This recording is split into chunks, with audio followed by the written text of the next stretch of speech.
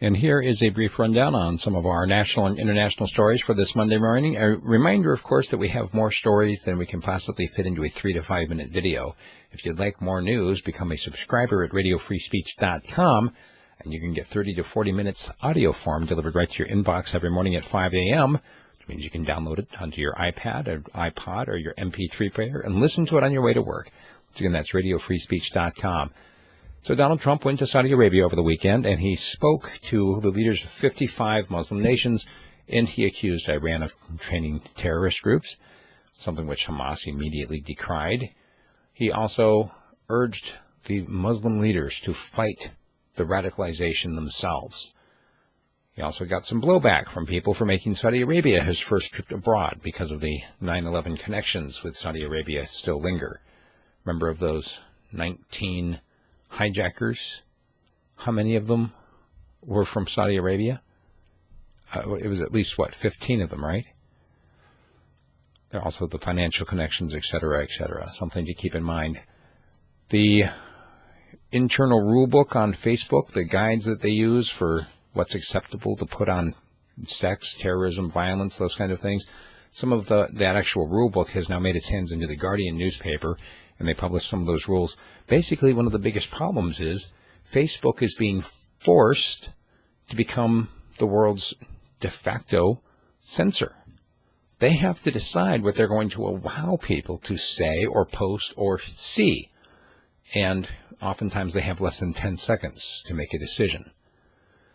Putin may or may not be visiting Paris for the end of the month. There's apparently some kind of event that's going to honor the Tsar Peter the Great, and Putin might go. If he does, it would be a great opportunity for him to meet with the new president of France, but it's not sure whether he will or not. Something which is sure is that the TPP trade deal, that's the Trans-Pacific Partnership, is going to continue on without Trump.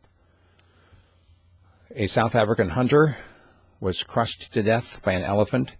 Apparently they surprised some elephants in a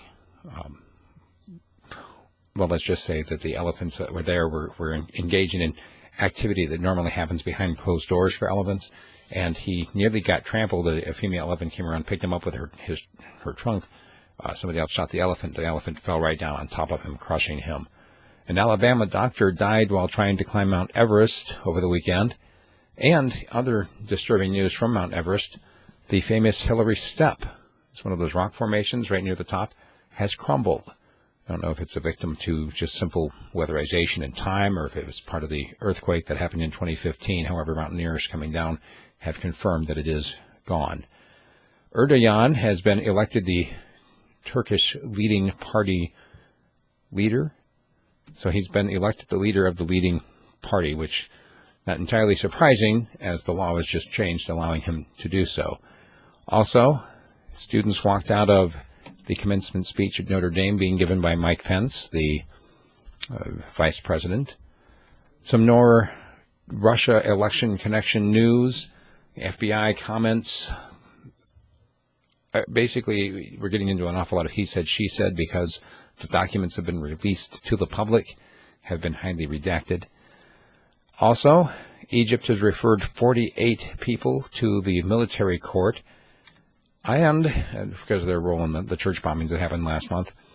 And North Korea conducted another new missile test. That is the 10th one this year. 10 missile tests in 1 year. I think we're supposed to be afraid. Meanwhile, something that we should be afraid of is that Trump has basically declared war on journalists. I don't know if you believe that or not, but if you look at some of the latest comments that he made, including one over the weekend that the FBI should be arresting journalists, that raises some very serious questions about what the role of journalism is in a free and open society, and it's the subject of my commentary today. One last story is that NASA apparently plans an emergency spacewalk on the International Space Station sometime either today or tomorrow. So I'm not sure if that's a distraction factor. We're supposed to be looking up to the space station instead of looking at what's going on with journalism. I don't know. But make sure you check out the website radiofreespeech.com and become a subscriber if you'd like 30 to 40 minutes of news delivered directly to your inbox every morning. radiofreespeech.com.